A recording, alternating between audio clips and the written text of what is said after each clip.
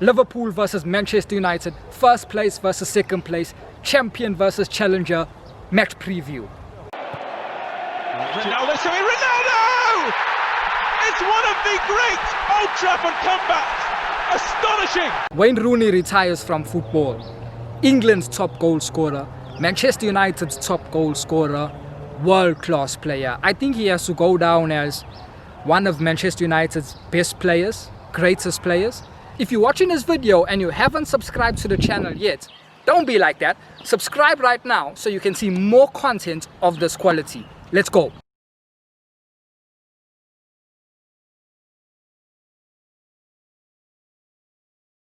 And also England's probably greatest players. I know he hasn't won a World Cup for England, but I think he has to go down. I mean, his statistics proves it. He was an outstanding player.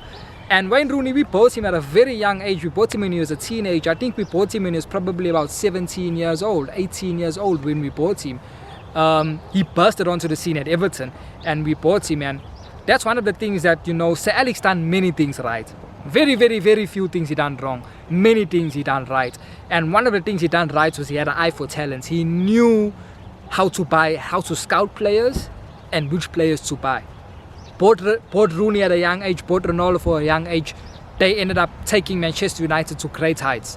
Wayne Rooney was very mature for his age. Very, very mature for his age with regards to football.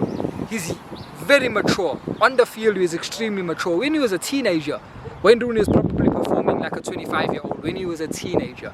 And if you can remember, Wayne Rooney and Ronaldo, they were the same age, if you can remember, and they more or less came to United at the same time. But Wayne Rooney was much better than, well, not much better, but Wayne Rooney was better than Ronaldo at a young age. When they were teenagers, Wayne Rooney was better than Ronaldo. The only season where you could say Ronaldo, okay, went past Wayne Rooney was that Ballon d'Or season. That Ballon d'Or season was something else. And that's where Ronaldo, okay, eventually eclipsed Rooney, and we know how their careers went after that. But when they started off, when Wayne Rooney and Ronaldo were teenagers, Rooney was better than Ronaldo. He's much more mature than Ronaldo on the footballing pitch. Ronaldo was falling over his feet. Wayne Rooney knew what to do with the ball. He was just an overall better player than Ronaldo. But I think if you could see it, you saw that Ronaldo did have more talent than him.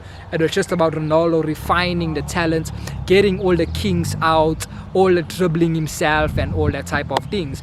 But Wayne Rooney was an outstanding footballer. And a footballer of nowadays that reminds me similar to Wayne Rooney is Harry Kane. They play in the same position as well. You know, they've got differences, but that's the athletic part of it. Technical wise, they're more or less the same player, because as comfortable as Harry Kane is on the ball, Wayne Rooney is just as comfortable. Wayne Rooney could play as a number 9. He could play as a double number 9, meaning next to another striker. He could play as a number 10, and he could also play on the wing. Same with Harry Kane. Harry Kane can play number 9, Harry Kane can play number 10. And with the ball at their feet, they're not just goal scorers, but they are also playmakers. You look at Harry Kane's stats right now. I think he got something like 11 goals and 11 assists, somewhere like that. You can correct me, but that's what he got. Because he's a playmaker as well. He doesn't just score goals. He got an eye for a pass, and he can make that pass.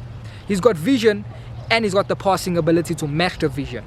And that's what Wayne Rooney had as well. So they're similar players for me. It's just that Harry Kane's playing in the wrong club. I mean, when you're playing for Tottenham, and that's one of my criticisms of Harry Kane, is that he's playing for the wrong club. But be it as it may, we're talking about Rooney, world-class player. Apparently now he's got a job at Derby as a permanent manager. I hope he does well. England don't have top managers, so I hope Wayne Rooney can establish himself as a top English manager. Okay, Liverpool versus Manchester United. This is a 6-pointer game. And for me, this is a game that we cannot lose. We cannot lose this game. I will be satisfied with a draw. Obviously, they are a better team than us, so any team that's better than you, you're satisfied with a draw. But especially in the circumstance, we are 3 points ahead of them. If we lose this game, they end up tied on points with us. And okay, you know what? Let's get all the excitement out the way. Let's deal with facts. The facts are they're better than us. The facts are they're a better footballing team than us. They've got better players than us. They've got a better manager than us. They've got a much more better system than us. The proof was in the pudding, guys. They won They're the champions. They just won the last Premier League. Before that, they won the Champions League. Before that, they went to a Champions League final. They've been one of the best teams in Europe over the last couple of years. They are better than us.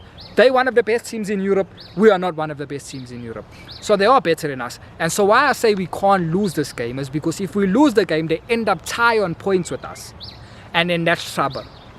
And then also what that does is that gives Manchester City a 3 points to gain on us.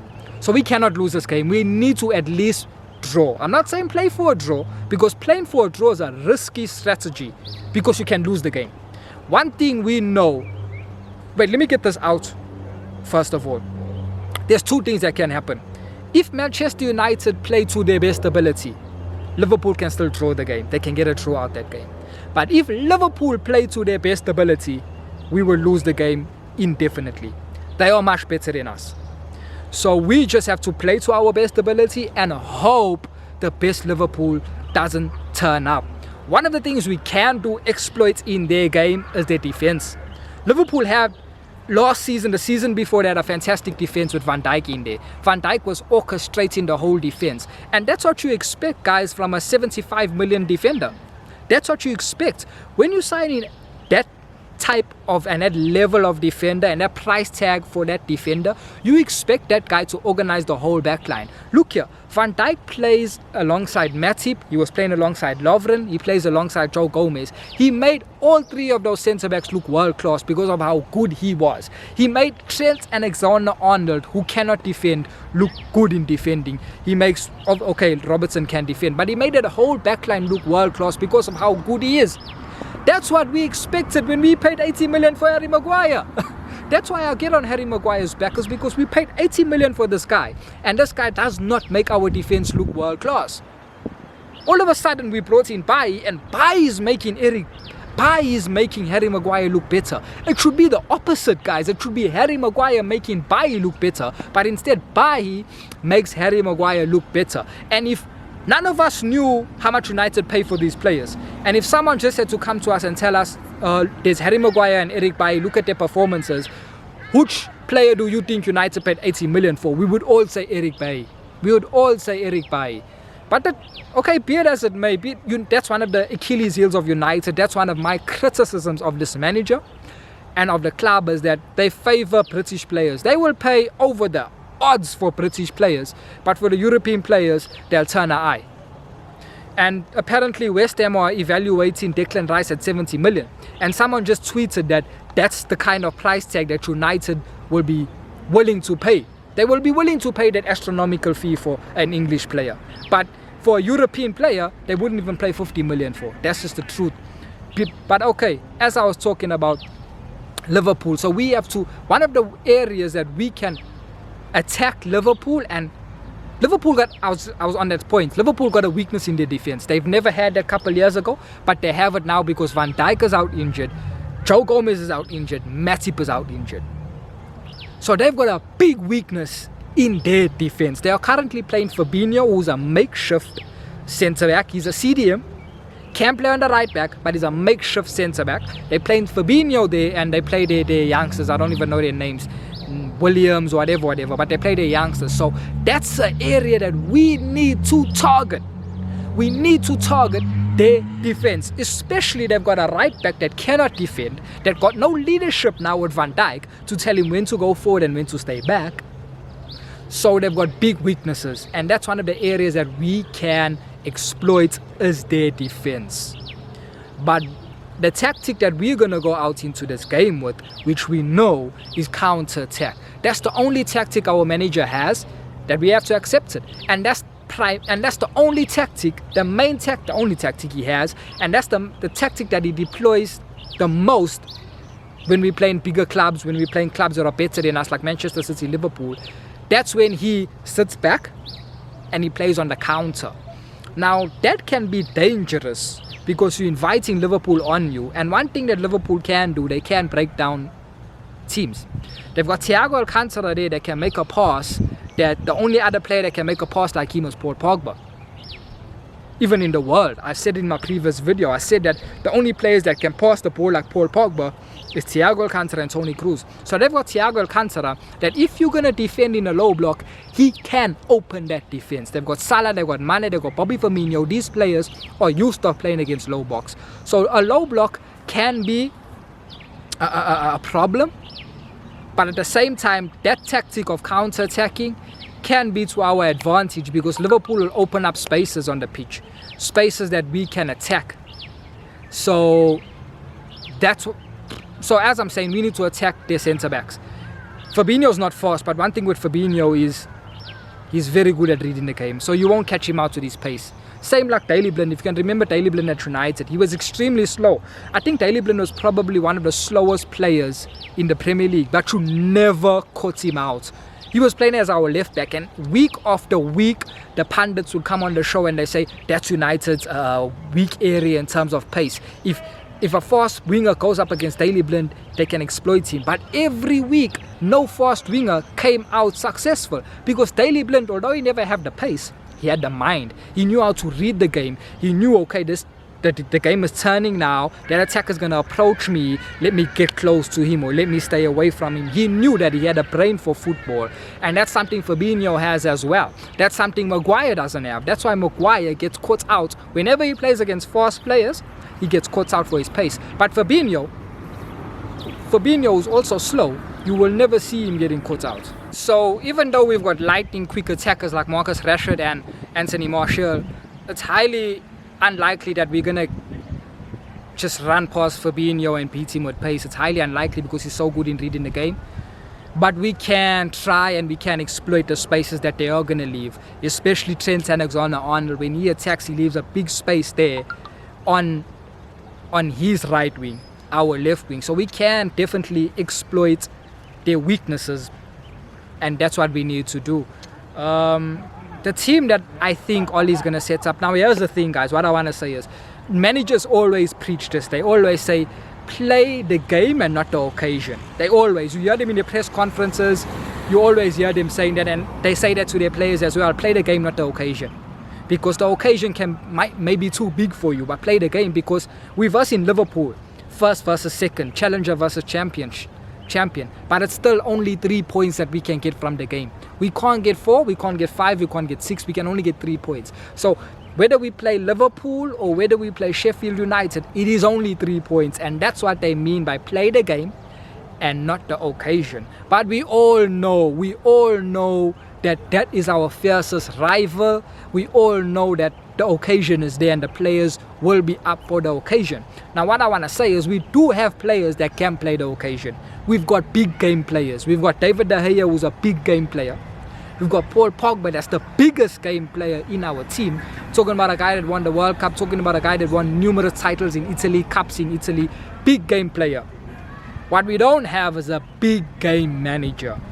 And our manager has proven it time and time again. When the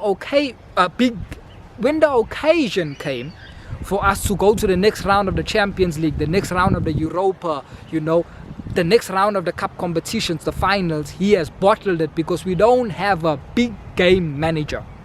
Now, as I'm saying that, I've got a fear, guys, because whenever Ole Gunnar Solskjaer comes up against better teams and big teams, he always goes to ultra counter-attacking mode. Ultra parking the bus and counter-attacking. He always goes to that. And I've got a fear that he might tinker with the starting 11. Now, the starting 11, we know it. And this is what the starting 11 should be. It should be David De Gea in the nets, we know that. Aaron Wan-Bissaka, Eric Bailly. I will be very angry and upset if Ole Gunnar Solskjaer plays Victor Lindelof. Because remember, Liverpool got very, very fast forward players. Eric Bailly can match them for pace. We cannot be playing Lindelof. Especially Lindelof plays in the right centre-back position. That's where Mane operates. We cannot be playing Lindelof. So we need to play Eric Bailly, and I do think he'll play Eric Bailly, Harry Maguire, Luke Shaw. That's it. In the middle, we'll probably 4-2-3-1 is our formation. So in the middle, we'll play Scott McTominay and Fred. We know that. In the big games, they play. And I do agree that they need to play this game, because it's a game where we are not going to have the ball. That's the truth of the matter. They are better than us on the ball. We are not going to have the ball. So in large parts of the game, we are going to be defending, closing spaces, and they are good in that, those guys. On the years where it gets tough now, Bruno Fernandes will play. So that'll be our midfield three. It'll be Scott McTominay, Fred, Bruno Fernandes in the midfield. Now here's what I fear Oli is going to do.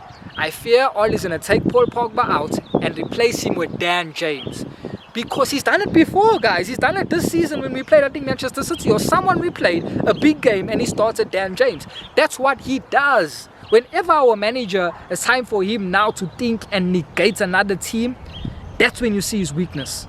That's where you see his weakness. So I've got a fear that he's going to start Dan James, because obviously we're playing on a counter-attack. We know Liverpool are going to give spaces to us. So Oli wants to maximize the space that we get and penetrates it as quick as he can by having quick players to do that.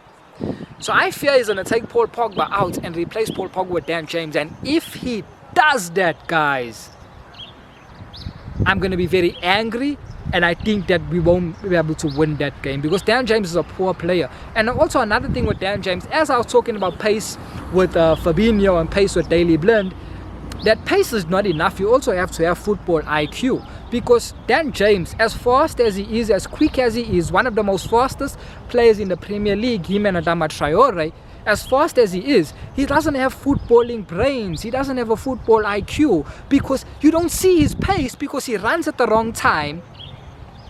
He runs at the wrong time, and he doesn't know what to do when he's running with the ball. So he doesn't have any idea of what he's doing on the pitch, and that's why you never ever see his pace.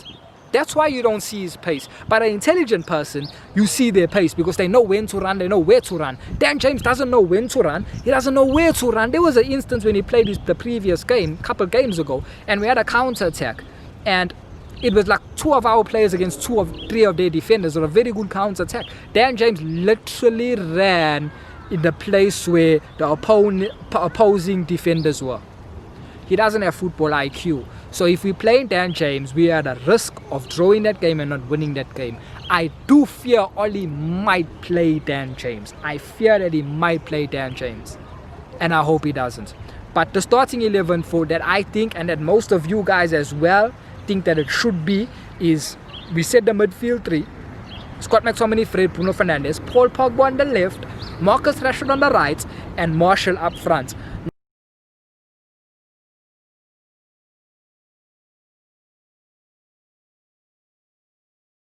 Now, this is another problem, is that when Rashford's playing on the right wing, he's not very good. He's much better on the left wing than on the right wing.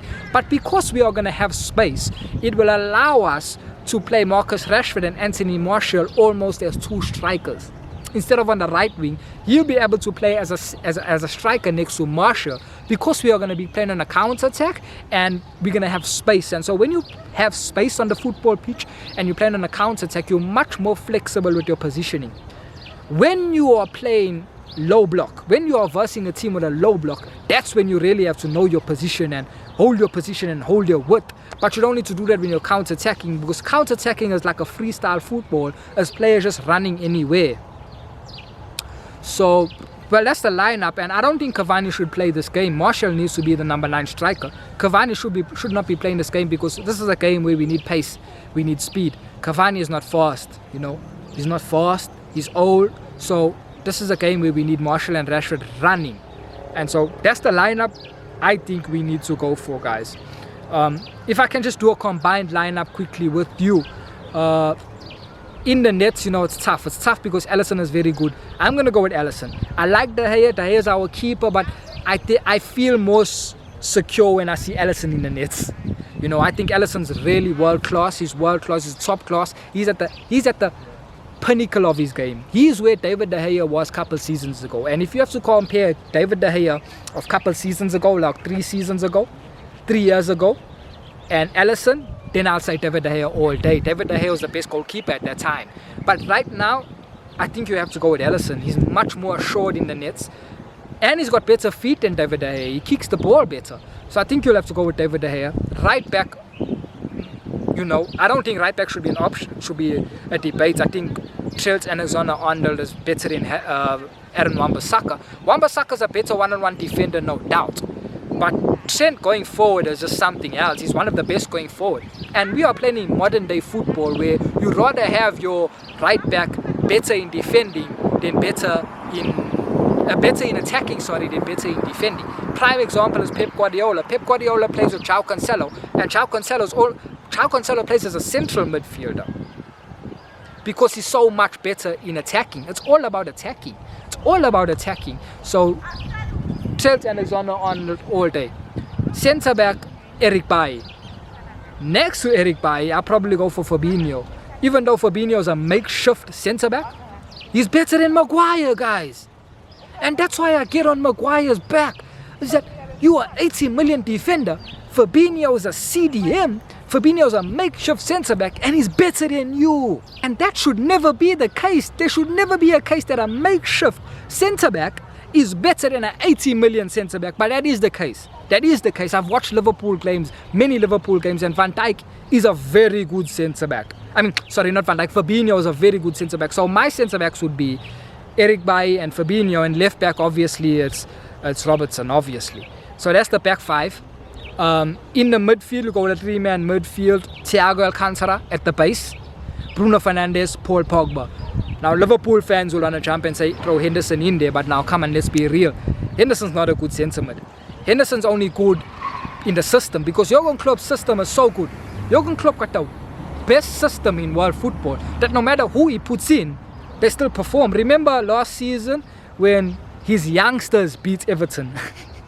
That's because of the system.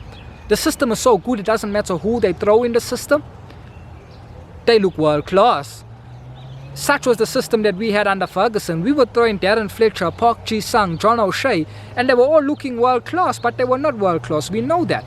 So people will say Henderson, but Henderson's not a good midfielder. And you see that with England. His performances for England and his performances for Liverpool are chalk and cheese because of the systems. So that's a 3-man midfield. Thiago at the base, Bruno Fernandes, Paul Pogba, and the attack.